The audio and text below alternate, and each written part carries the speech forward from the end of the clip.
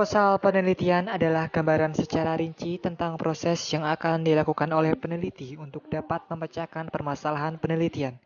Secara umum, proposal penelitian merupakan pedoman yang berisi langkah-langkah yang akan diikuti peneliti untuk melakukan penelitiannya. Judul menggambarkan tentang materi proposal secara singkat, jelas, dan spesifik. Bab 1. Pendahuluan. Yang pertama, latar belakang masalah. Berisi tentang kenyataan yang melatar belakangi munculnya gagasan pembuatan proposal penelitian skripsi tersebut. Latar belakang masalah pada proposal harus bisa menjawab alasan kenapa memilih judul penelitian tersebut. Latar belakang masalah juga harus bisa menjelaskan secara mengerucut dari garis besar menuju ke spesifik. Yang kedua, rumusan masalah. Berisi tentang pertanyaan yang berhubungan dengan dua variabel atau lebih. Yang ketiga, tujuan penelitian. Berisi mengenai tujuan dilakukannya penelitian tersebut yang digunakan untuk menyelesaikan masalah. Yang keempat, manfaat penelitian. Biasanya terdapat 3 manfaat, yaitu manfaat bagi peneliti, manfaat bagi masyarakat, dan manfaat bagi pengembang keilmuan. Bab 2. Tinjauan pustaka. Yang pertama, landasan teori. Berisi tentang teori yang berkenaan dengan hal-hal yang berkaitan dengan permasalahan dan upaya penyelesaiannya. Yang kedua, penelitian terdahulu. Biasanya, penelitian terdahulu yang digunakan adalah penelitian yang terkait langsung dengan penelitian yang sedang dilakukan. Yang ketiga, kerangka berpikir. Berisi tentang gambaran dari alur berpikir kita tentang penelitian tersebut. Bab 3. Metode penelitian. Yang pertama, jenis penelitian. Yang kedua, sumber data. Yang ketiga, objek penelitian. Yang keempat, teknik pengumpulan data. Dan yang kelima, teknik analisis data. Kali ini saya akan memberikan contoh mengenai proposal penelitian saya yang berjudul Peran Diplomasi Kebudayaan Indonesia Terhadap Inggris melalui Festival Indonesian Weekend. Kenapa saya memilih judul tersebut? Nah, hal yang melatar belakangi saya dalam memilih judul tersebut adalah Indonesia merupakan salah satu negara di dunia yang memiliki keanekaragaman budaya. Kekayaan budaya yang dimiliki oleh Indonesia dapat diperkenalkan melalui berbagai festival kebudayaan yang diselenggarakan baik di dalam negeri maupun di luar negeri. Dalam festival kebudayaan tersebut dapat diperkenalkan budaya asli Indonesia seperti tarian daerah, makanan tradisional, benda-benda tradisional, musik daerah, serta pertunjukan teater dan film. Festival-festival semacam itu selalu menarik minat sebagian besar khalayak massa di negara-negara lain. Melalui festival itu, terjadilah interaksi aktif antar manusia dan antar bangsa. Dan ini dapat dimanfaatkan sebagai sarana untuk menunjang kegiatan diplomasi di tataran internasional. Setelah mengetahui latar belakangnya, kemudian saya merumuskan masalah tersebut dalam sebuah pertanyaan, bagaimana pengaruh misi kebudayaan terkait hubungan Indonesia dengan Inggris. Tujuan dari penulisan proposal ini adalah untuk mengetahui pengaruh misi kebudayaan Indonesia terkait hubungan Indonesia dengan Inggris. Selain tujuan penulisan, adapun manfaat penulisan proposal ini adalah sebagai berikut. Yang pertama, penelitian ini diharapkan dapat memberikan sumbangsi bagi pengembangan studi hubungan internasional di masa mendatang.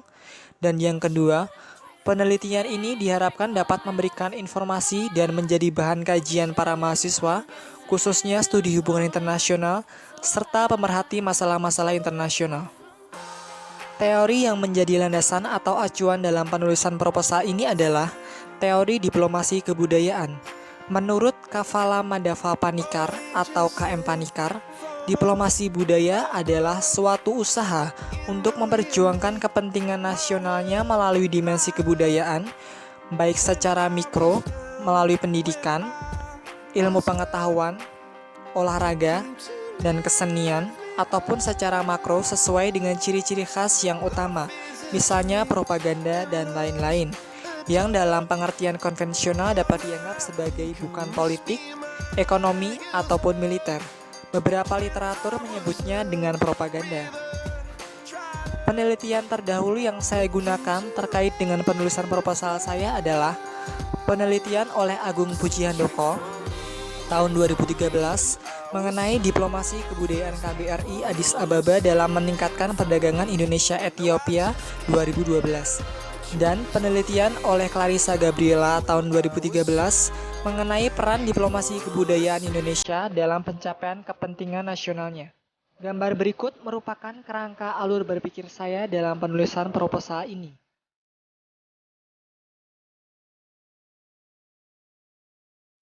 Metode penelitian yang saya gunakan dalam penulisan proposal ini adalah saya menggunakan metode kualitatif deskriptif. Pengumpulan data dalam penelitian ini dengan menggunakan teknik studi kepustakaan.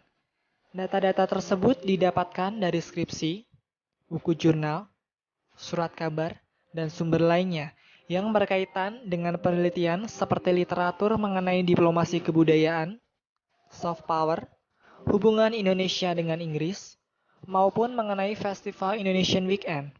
Selain itu, peneliti juga menggunakan sarana internet dalam proses pengumpulan data yang berkaitan dan relevan dengan permasalahan yang dibahas dalam penelitian ini.